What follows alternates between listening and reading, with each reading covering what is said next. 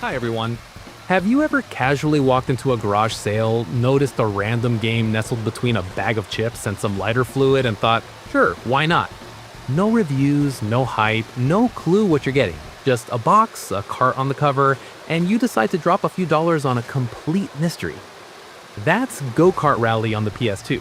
And yeah, I played it, so you don't have to.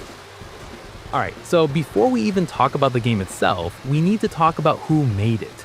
Kart Rally was cooked up by Phoenix Games, a Dutch company that called themselves a super budget publisher. You really have to let that sink in for a second. Not indie, not value, just super budget. They were proud of it too, put it right on their website for everyone to see. Founded in 2002, Phoenix Games' entire business model was to source games from small developers, pump them out in 3 to 5 months, and sell them for as little as $8 to $12. And not in actual game stores, but in newsagents, petrol stations, and convenience stores.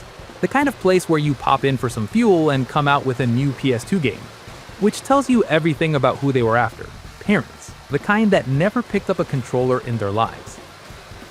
Kart Rally landed on April 2007 in Europe only. If you're from the US and have never heard of it, now you know why. You dodged the bullet, or maybe you missed out. We'll find out. So, Kart Rally. In theory, it's your typical kart racer for the PS2. You pick a kart, hit the track, try to win enough races to call yourself a champion. There are 3 modes: tournament if you want to go through cups, quick race when you just want to jump in, and time trial for anyone with a burning need to speedrun petrol station gaming. The cups come in 3 flavors: amateur, semi-pro, and gold. There's at least some progression going on. Unlock stuff, move up. It pulls off the basic racing game structure, which is fair enough. Now, the controls. They're described as intuitive and responsive. You can drift, steer, actually feel in control of the kart. It's a miracle, really, for a game from a publisher best known for, let's say, less than functional games. The karts don't handle like boats, but they don't handle like actual cars either. It sits in that arcade middle ground, which is okay.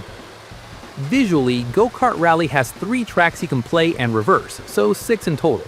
The karts look decent, animations aren't stuttering messes, and tracks actually look okay with some small variation between them.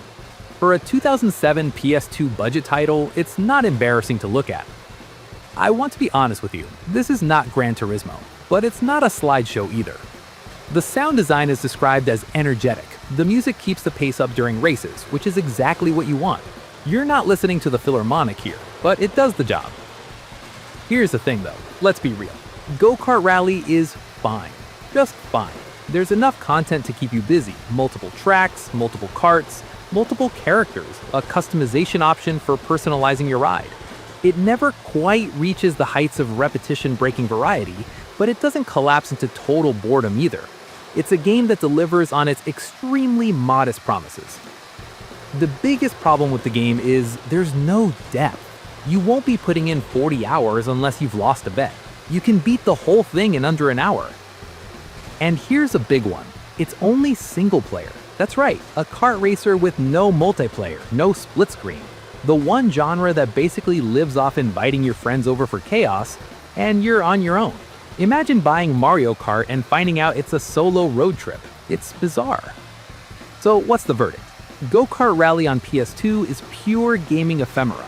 A relic from that weird era where the PS2 was so huge you could actually sell a game in a petrol station and not go broke. The game works, it's playable, and it doesn't embarrass itself. But you'll forget it the second you turn it off. It's just another kart racer in a world with better options. If you spot this in a charity shop or the bargain bin and you've got nothing else to do, go on, give it a spin. Is it worth hunting down? Nah. Is it a funny bit of PlayStation 2 history made by one of the most infamous budget publishers out there? Absolutely. Phoenix Games built their little empire this way. Cheap, fast, easy to miss. And Kart Rally might actually be their least offensive release. That's saying something. If you want a real kart racer, stick to Crash Team Racing. But if you want the weird badge of honor that comes from surviving a Phoenix Games title, go for it. And hey, if you've played this thing, let me know in the comments, or am I alone out here? Like and subscribe if you like digging up forgotten corners of gaming history, because I've got plenty more. And if by some chance you're watching this at an actual petrol station, look around. You might find a Phoenix Games classic right next to the WD-40. Thanks for watching, and see you next time.